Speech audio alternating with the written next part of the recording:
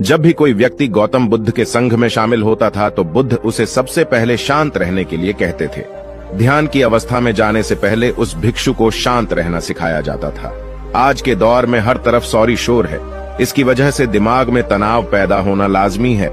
ऐसे में अगर आप हर रोज कुछ देर मौन रहने का अभ्यास करते हैं तो इससे आपके तनाव पैदा होने वाले हार्मोन के लेवल में कमी आती है। इससे आपका दिमाग शांत होता है, गुस्सा नियंत्रित रहता है और तनाव बढ़ाने वाले हार्मोन्स का लेवल घटता है। आज के इस वीडियो में हम जानेंगे कि किन मौकों पर हमें शांत रहना है और किन मौकों पर हमें बोलना है और शांत रहने से हमारे अंदर क्या बदलाव आ सकता है। दोस्तों, संध्या काल का समय था। गुरु अपने सभी शिष्यों को बुलाते हैं और कहते हैं, कल सुबह सब लोग नदी में स्नान करने के बाद तुरंत हमारी कुटिया के सामने उपस्थित हो जाना।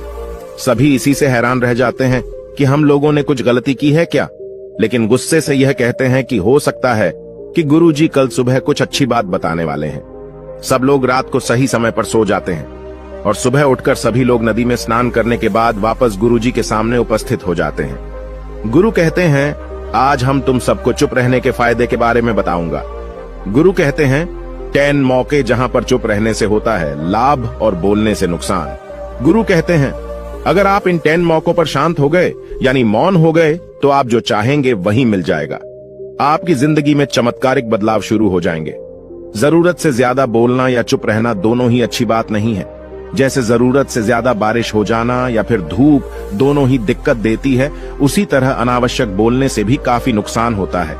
गुरु कहते हैं कि पहला ऐसा मौका जहां पर व्यक्ति को चुप रहना चाहिए, बिना तथ्य के ना बोले। गुरु ने कहा, अगर आपके पास कोई तथ्य नहीं है तो वहां चुप रहने में ही भलाई है। चुप बैठने से दिमाग में नई कोशिकाओं का निर्माण होता है और इससे ज्ञान की वृद्धि होती है। बोलने में भलाई वही है जहां आपको किसी चीज के बारे में पूरा ज्ञान हो। अगर आप बिना तथ्य के कहीं बोलते हैं या फिर बेवजह बोलते हैं तो आपका वहां मजाक भी बन सकता है। अगर आपके पास पर्याप्त जानकारी नहीं है, ऐसी जगह पर बोलने से आपका मजाक तो बनी रहेगी, साथ ही साथ लोगों का भरोसा भी आपसे उठने लगेगा। इसलिए ऐसी जगह पर शांत रहो जहां तुम्हें पता ना हो कि क्या बोलना है क्या नहीं। कई बार कुछ लोग ऐसे होते हैं जो हर जगह अपनी उपस्थिति बताने लगते हैं। उन्हें पता नहीं होता है कि हमें क्या बोलना है, लेकिन फिर भी बोलते जाते हैं और फिर बाद में दूसरे लोग उनके जाने के बाद उनका मजाक उड़ाते हैं। जब तक आपको उस तथ्य के बारे में अच्छा ज्ञान नहीं है, उसके बारे में पता नहीं है, तो वहां चुप रहना ही ज्यादा समझदारी है। गुरु ने कहा, दूसरा ऐसा मौका जहां पर व्यक्ति को चुप रहना चाहिए। शब्दों से न पहुंचे ठेस, अगर आपके शब्द किसी को मानसिक ठेस पहुंचा रहे हैं तो वहां चुप हो जाना चाहिए। कमजोर व्यक्ति के बारे में कुछ भी बोलकर आप महान नहीं बन सकते हैं। महान आप किसी कमजोर का साथ देने में बनेंगे। कई बार होता है कुछ लोग अपने से छोटे व्यक्ति को भला बुरा कहते रहते हैं। सामने वाला इंसान तो कद से आपसे छोटा है, वह आपको कुछ नहीं बोलेगा, लेकिन आप उसकी नजरों में गिरते चले जाएंगे। हो सकता है कि कल वह भी आपसे पद में बड़ा हो जाए। पद में आपसे जब वह बड़ा हो जाएगा तो आज जो रवैया आपका उसके साथ है, आने वाले समय में वह भी आपके साथ वही करेगा। आप किसी को नीचा दिखाकर बड़ा नहीं बन सकते हैं। बड़ा बनना है तो अपने से छोटे लोगों का इज्जत भी करना सीखें और साथ ही साथ बड़े लोगों का भी सम्मान करना चाहिए।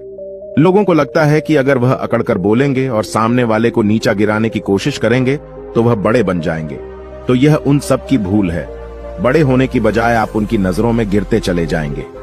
गुरु ने आगे कहा, इसलिए शिष्यों, तुम सब जब भी बोलना आदर भाव से बोलना, ताकि तुम्हारी बात लोगों को अच्छी लगे।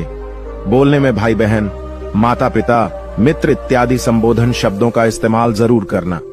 इससे तुम्हारी मान प्रतिष्ठा तो बढ़ेगी ही, साथ ही साथ लोगों की नजरों में तुम समझदार व्यक्ति बनते जाओगे।